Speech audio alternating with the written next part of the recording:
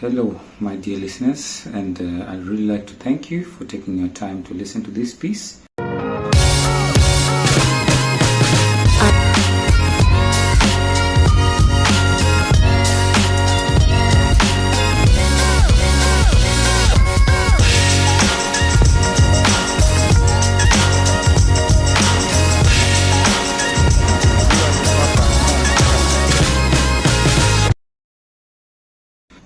And you just know how nothing seems to be having any direction.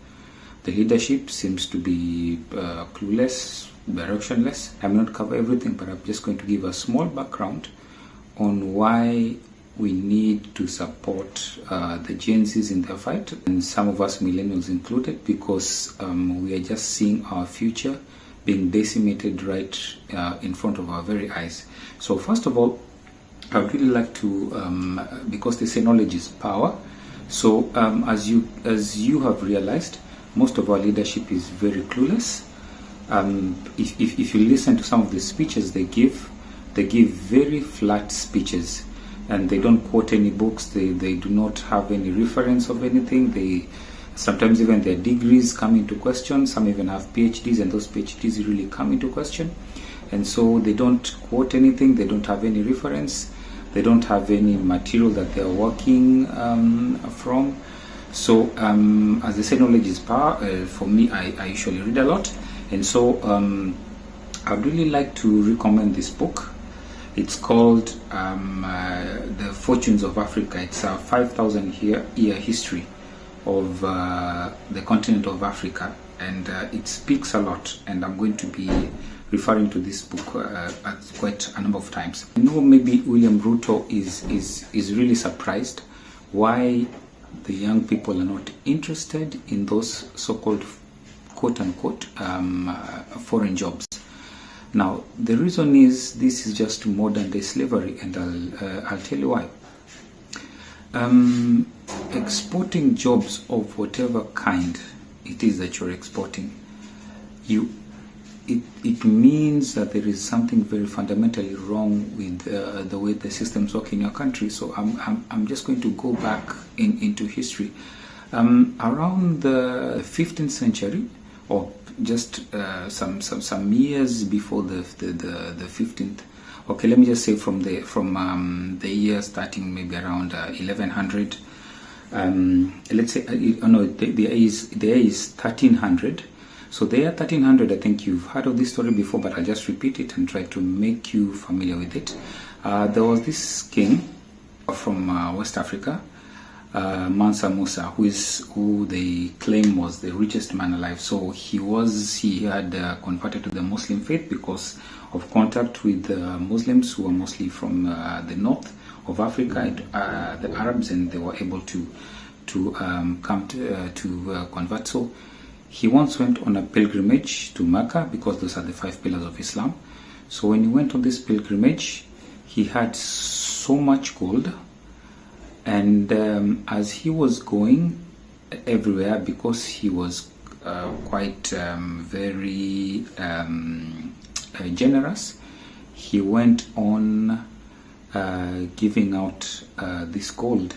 So everywhere he went, he just went on giving out gold generously. So when he reached Cairo, he gave out so much gold that the value of gold really plummeted in Cairo. So he led to the devaluation of gold as a medium of exchange value and all that, because there was too much gold. As you know, if anything is too much in supply, obviously the value comes down. So he made this pilgrimage to Mecca, then went to Mecca, still came back with lots of gold, and still giving as he was still distributing this gold even as he was going back. So the news of Mansa Musa's generosity reaches Europe. At that time, Europe, 1300s, obviously, maybe this is around the Middle Ages. Yeah. So this news reaches Europe, and the Europeans at that time, right now, they're still scattered in small tribal small tribal groupings. Yeah, we still don't have France as it is today. We still don't have Germany. Okay, England, the island is there, but it is just some Vikings or some people who are still there. We have the Slavs and all these people, but they are still not yet. In fact, even there's no such thing as Europe by that time.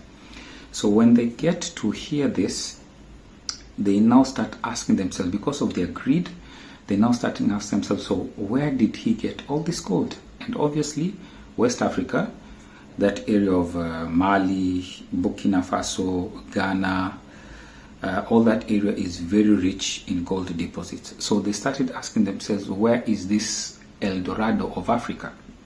Yeah. So this is where now the European curiosity starts. So when this European curiosity starts, they now they had already started going to South America, but now Africa becomes a point of interest. So they still hadn't found a way to connect from North Africa, that is in Egypt, crossing the land. It was land which was unknown, so they didn't know how they would cross over and go to, and now come all the way to the Atlantic coast on this side of West Africa. So that land in between was still land unexplored by the Europeans. There are people living there, but it was still unexplored by the Europeans, so they didn't know how to go about this. So the only way that they could do this was by ship, and that's how now the Portuguese now starts traveling and going around and getting to know these parts of Africa. So they come in as explorers and as traders the first time. So let's fast forward to around the 16th century now. In the 16th century, the colonists, that is the British citizens, or the British citizens who had gone to the UK and established themselves there. Now an edict comes that now that Europeans cannot, or let me just say the white people cannot be used as maybe on forced labor as slaves. So what do? They have to get cheaper labor. And where do they get this? First of all, they get it from Africa. So